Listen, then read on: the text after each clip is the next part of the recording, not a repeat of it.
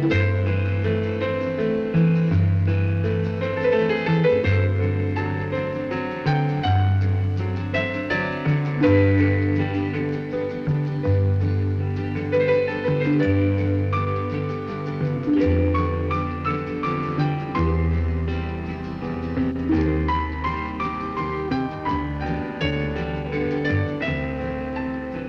1937, Jim Green won the International Fly Casting Championship in Paris, France. He was 17 years old at that time, and he's been casting and fishing ever since. His whole life revolves around fly casting.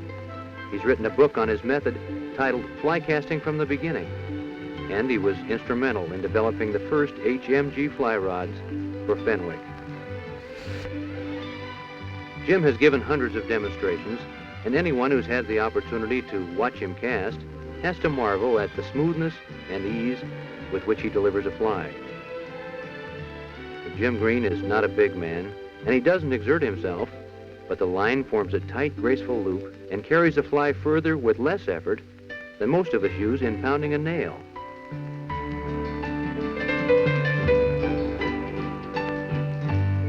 Perhaps Jim has a secret to casting. If he does, he'll be happy to share it with you. We find Jim at his casting pond near the Olympic Peninsula in Washington.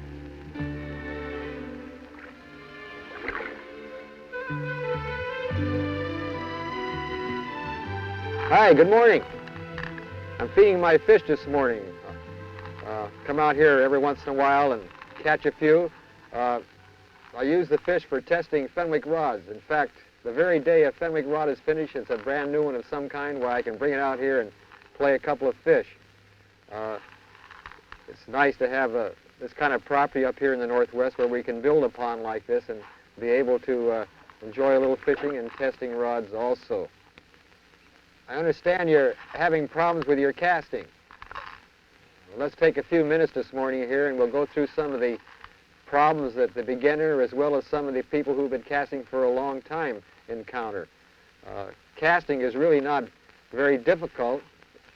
It doesn't take any more strength to make bad mistakes as it does to do the correct movements.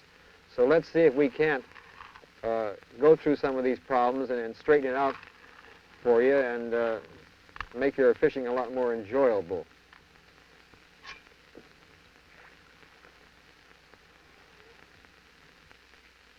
Some of the fish go 2.5 pounds on up to, oh, there's a few up there in 5 pounds. Every once in a while I hook one and it makes a real fine battle. The first thing in fly casting is to grasp the rod comfortably. Put your hand in such a manner as to wrap your fingers around, and I usually put my thumb sort of on top of the rod. You don't have to put it exactly on top, but a little bit to the left or the right, just so it's comfortable. You don't have to grab it tight, but just hold it in a comfortable position. The first problem that we encounter in the beginner in making a back cast is if the caster holds his forearm in one position rigid and he opens and closes the wrist. Now when you do this, the tip of the rod travels in an arc, and the line does not like to follow an arc. It has to follow the movement of the tip in a straight line. So the beginner, you'll notice, will do this, and because the rod goes in an arc, then his back cast will hit the bottom behind him or hit the water, and you just make a very bad cast. Now the proper movement is to move the rod or the hand back and forth in a straight line. Make believe that you have a imaginary line here. Now look at the difference of the correct movement. You move the hand back and forth in this manner. You see, here's the bad movement. Now here's the correct movement. Now it doesn't take any more strength to make this correct movement as it does this bad movement. Now the next thing the beginner does is if he doesn't open or close this wrist, he might open and close the elbow movement. You see, you can accomplish the same thing by opening and closing the elbow. By moving the elbow, your rod, the tip of your rod is still traveling in an arc. Again, let's look at the right movement. Move your rod back and forth in a straight line. You notice I'm keeping my wrist closed. When I first start the movement, the wrist is closed. back and forth in a straight line, as opposed to this or this. This is the correct movement here. Now, when you make a back cast, you want to come back on this straight line, and just as you get to the point where you want to stop the rod so the line will roll from that point, you stop the rod, then you open the wrist. Now, let's do this again. Move the hand back in a straight line, then open the wrist. You stop and open the wrist. Pretty soon, you're able to do this all in one motion.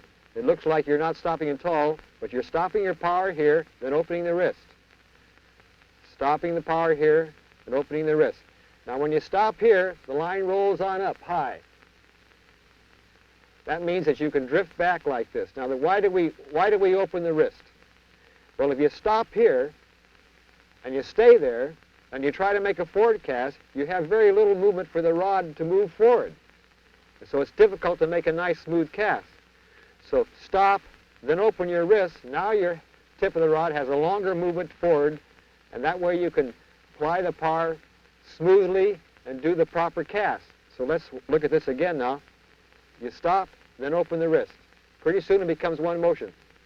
It looks like a person isn't even stopping at all, but actually you're letting off the power and you're drifting back, drifting back, drifting back. Now let's look at that with an actual line, and we'll make some actual casts.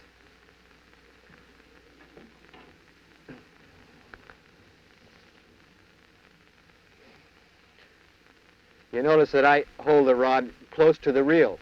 That doesn't mean that you have to. A lot of people like to hold the rod up here. Some hold it about here. I like to hold the hand way down close to the reel. It makes the reel kind of a part of my hand, and the weight's all in my hand, and actually it lengthens your rod by a couple of inches. But it's not important to do that. It's just a habit of mine. Now let's look at that back cast again now. We come back, stop. Now you notice I'm just going to stop straight up, and the line goes up high. But I don't have very much room to make a forward cast. So I stop, then drift back. Now I can come forward with a longer, smoother stroke with the rod. And I will false cast in the air to stop and open the wrist. Stop and open the wrist. Stop and open the wrist. It becomes all one smooth movement. Stop and open the wrist.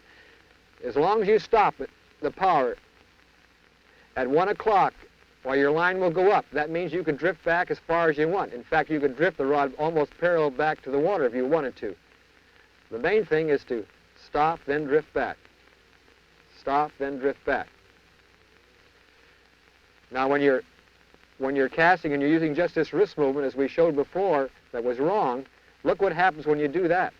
The tip of the rod goes back, and you begin to hit the water behind you. You see, you can't make your back cast go up. And even if you do it with your elbow, the same thing can happen. You can go back too far, you hit the water behind you. That's why it's necessary to go in this straight line. Then stop. Now your rod is angling up and your line angles up. So stop and open your wrist. Stop and open the wrist. The back cast is simple as that. It doesn't take any exceptional amount of strength. It's just a smooth application. Stop and open your wrist. The greatest mistake that the beginner makes, and many experienced fly fishermen make this same mistake, that on the forward cast, instead of coming forward smoothly, they kick the rod. Now, you've stopped the rod on your back cast, and you've opened your wrist. Now we're ready to make the forward cast. Now we make the forward cast just as the line is about to straighten behind you. Do not wait for the line to straighten all the way or wait for a tug. Whoever said that you're supposed to wait for a tug in fly casting is just a terrible mistake, because if you do, your fly line will drop. So you want to come forward just before it straightens. And when you're starting in on fly casting, why, the thing to do is kind of look over your shoulder and watch your line. And just before it almost straightens, then come forward. Now here's where everybody makes the worst mistake there is. As they come forward, you look up here at the tip of the rod, they shock the rod like that. Now if you notice, when you shock the rod, the tip drops back and then comes forward again very quickly. And if you're having trouble with a line hanging back on your forward cast, where the leader and the fly tangle with your line all the time, that's your problem. You're kicking the rod from the back. The whole secret is to come forward smoothly. It seems like nature made it rough to make a good caster, because it seems like all the movements in casting is against what the movements of a person would normally do. So you have to kind of concentrate on these movements in order not to shock the rod. Now your back cast, if you start forward and you shock the rod, well, you're going to ruin your cast. Now look at the tip again. Here's how you make the forward cast without shocking. You come forward smooth. You see, you're moving your rod smoothly, then you apply the power. Smooth, not this shock. Never shock the rod. You've got to concentrate on this. You'll never be a good caster until you can eliminate this shocking the rod from behind. Let's look at these mistakes now with the line on the rod. We'll make a back cast proper. Now, if you look up at the tip of the rod, if you shock the rod, the line will come underneath the rod and tangle. In fact, I think I tangled. No, it's straight. Watch the tip of the rod. Don't shock it like that. You see the sudden shock I give it? And so many people do this. They suddenly shock the rod. Now look at the difference when we make a smooth cast. No shocking of the rod. Look at the tip of the rod. See, there's no sudden shock. It moves forward smooth. Now this is a thing you must concentrate on when you're practicing your casting. It's just sort of a smooth delay. Come forward smooth. Now let's look at the shock again. Here's the shock. You see that sudden shock? Now, do you recognize yourself? Because that's the problem. You have to learn to come forward smooth. Smoothly. Concentrate on that. No shocking. The tip will certainly hang back under the load of the line, but there's no quick movement to it. There's no shock. It just moves forward smoothly. Now let's look at the shock again. You see the sudden bang. You see how the leader gets all fouled up? In fact, my leader's fouled now. Just that little shocking fouled the leader up. And that's what you get when you kick from behind, and you just fight this all day long, and it ruins your whole fishing pleasure. Let's review a little bit now what we learned. Remember, when we make a back cast, we stop and open the wrist. Stop and open the wrist, and when we come forward smooth.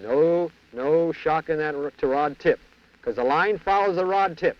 Whatever you do with the rod tip, the line's going to do it. So if you come forward smoothly, the line's going to follow the rod tip smoothly. Now, the only way a line moves through the air, a fly line, is by rolling. You have to form a loop. Now look at the forward cast here. Now notice when I stop the rod, you can see the line loop. It looks like an inverted U. The line rolls. That's how a line moves through the air. It rolls. You don't toss it forward or cast it forward like you would a weight. You have to roll this line. So now the next thing to learn is how to make the line roll. Remember, the tip is of the rod. The line is following the tip of the rod, and so if you stop the rod at the right point, then that portion of the line is right at the rod tip will stop too, and the rest of the line will roll forward. So we move forward and we stop. We move forward and we stop. We move forward and stop. Now when you stop, then the line starts to roll from that point. That's how you form a nice narrow loop. Now if you come way down here like this, then the loop is large. As you move forward, come forward to about 11 o'clock, then stop the rod. Stop the rod, and the line will roll forward. Now the real secret of casting is not, I not only stop the rod, but I force the tip over. I call it flipping the tip. You see, as I said before, the line follows the speed of the tip. Whatever you do with the tip, the line follows it. Now, if you can speed the tip up, then the line is going to follow that additional velocity, and it's going to move faster. So not only do I stop the rod, but I flip the tip, or I force it. Now look at the tip of the rod very closely. And watch now, as I come forward and I stop, you see that the rod tip move forward very fast because I'm forcing it. I'm forcing it over the resistance of the butt of the rod. That's how I form that fast, narrow loop. A little flip. A little flip. A little flip. Now, actually, I'm pressing with my thumb. And I'll take the thumb off for you to show that in order to get the stop, I'm getting the stop against the heel of my hand by pushing with the thumb. You see the thumb come off the grip, and the stopping power is applied to the heel of the hand, and that stops the rod dead. And that gives you that little flip right off the tip and increases your speed. That's what throws that nice, fast, narrow loop. That, to me, is the real secret of casting. This stopping, then, is against the heel of the hand. Pushing with the thumb. You notice the thumb will open up. Now, you don't, of course, do this when you're casting or fishing, but in order to emphasize this, you see I press with a second, with the thumb, but the actual stop is coming against the heel of my hand. That gives you that nice dead stop. That makes the line roll very fast and a nice tight loop. You see, you can make a very narrow loop. Make your fly hit first real easy. Let me show you this stop now with just the rod alone without the line. It's kind of a strange movement, and it's very hard to learn for some reason, but if you think about it and maybe concentrate on it, well, you can get it down. But you see, I come forward, as I'm moving forward like this, I come forward and I push with the thumb against this heel right here. Now watch the rod bounce. You see the tip come over? That's what I call a stop cast. When you do that, that tip really moves and the line follows it. See it bounce back? It almost bounce backs this way on you. In fact, it does a little bit. You can make such a dead stop. And with very little effort, you can move forward and just do this, and the line will go very, very fast.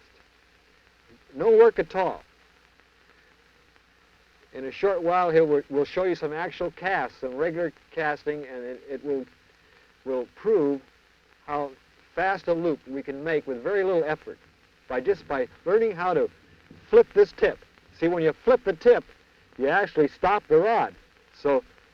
But to get this flip, work on concentrating on pushing with your thumb and getting that heel to stop the rod. Simple as that. That's all. The secret of casting is right like that. That is the main secret of casting. Now, I'll show you how to shoot a little bit of line. It's not always a good idea to try to handle a lot of line in the air. The way you get a little more distance is by shooting line. Just as you stop the rod on the forward cast and form that nice loop, flip that tip, then let go of your left hand and the line will shoot forward. Let's do that again now. This is called shooting line. Now, when you let go of your left hand to shoot line, you must stop the rod first and form that loop, then let go, and the line shoots forward. There's one important thing that I don't want to forget to tell you, and that's about keeping the line tight when you're casting. Now, if you're a right-handed caster, you're holding the line in your left hand. Of course, if you're left-handed, it'd be vice versa. But when you make a back cast, kind of pull back on this left hand a little bit and tighten the line up and then make your cast. Always keep the line tight. In fact, on a forward cast, you'll notice as I come forward, I just kind of move the line back a little bit. It's almost like as if you were making a double haul. In fact, you can learn on a back cast just to move your line back like this and then make your cast, and you're actually starting to do the single haul. That's the first thing you do in a double haul, is to learn how to do this single haul. Then you might progress where you give a little tug. This is you stop the rod, while you give a pull with your left hand. Pull, that's a single haul. But always keep the line nice and tight when you're casting.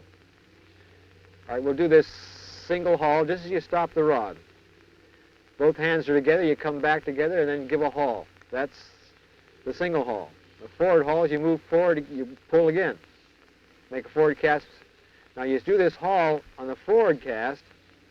Watch my left hand and right hand on the forward cast.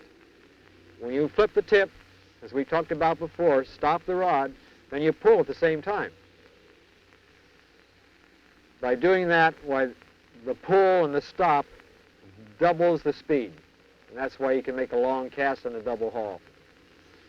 It's no use talking too much about this double haul but I'll make the movements for you, then you fellas can study them. I pull when I stop the rod in the back cast, pull when you make a forward cast. It's always at the point where you form the loop. Pull, pull, pull, pull on the back cast, pull on the forward cast, pull. Don't pull too soon. If you pull too soon, then you shock the rod tip, just like shocking the rod when you make a forward cast too soon. You must pull your left hand and pull on the forward cast, pull on the back, just as you form the loop. Flip the tip and pull. Flip the tip and pull. All right, now let's review what we did in the entire cast. Remember, we stopped and opened the wrist. That's our back cast. Stop and open the wrist. Stop and open the wrist. Stop and open the wrist. Then move forward smoothly. Move forward smooth. No kicking. No shocking of that tip. And then when we get out here, well, we flip the tip. Right out in the front, flip the tip. That forms a nice narrow loop. Well, it's been nice helping you this morning. I hope I've helped you anyway. And you get on the stream now and you concentrate on those things. You remember to take it easy when you're casting and learn how to make that nice stop in the back cast and open your wrist. Come forward smoothly. Remember to come forward smoothly and flip the tip at the end of your cast here and the line will roll right on out. You're going to have a lot of fun fly fishing now. It doesn't mean that you have to cast a long ways to be a good fly fisherman. Of course, I've always said one thing: if you can cast far, why, it's sure easy to make a short cast. So work on your casting, and I think you're going to have a lot of fun from now on. But be patient. Don't get discouraged, because there's a lot of rewards to fly fishing. Well, you have a good trip now on your next fishing.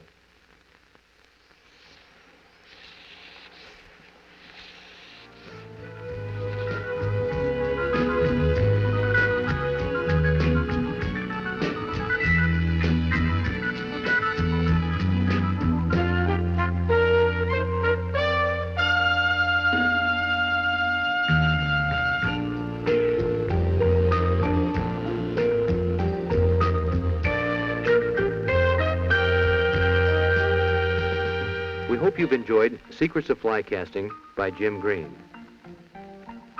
This film is presented by Fenwick, the people who make HMG fly rods.